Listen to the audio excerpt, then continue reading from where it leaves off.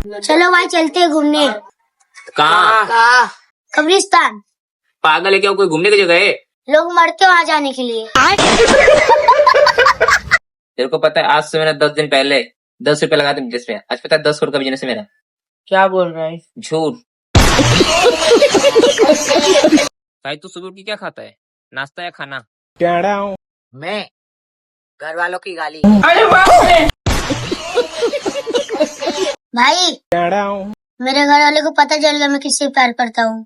अच्छा भाई, उससे किससे प्यार करता है तू? मेरे घर वाले को पता चला है, मुझे नहीं। भाई तू जो गलत रास्ते पे चल रहा है ना, हाँ भैया। थोड़ा उससे आगे आ, उसी रास्ते में सोया हुआ मिलूंगा। भाई तू मान या मत मान, तेरा किस्मत इतना खराब है ना, तू शमशान घाट भी खोल के बैठ जाएगा ना, लोग मरना छोड़ देंगे।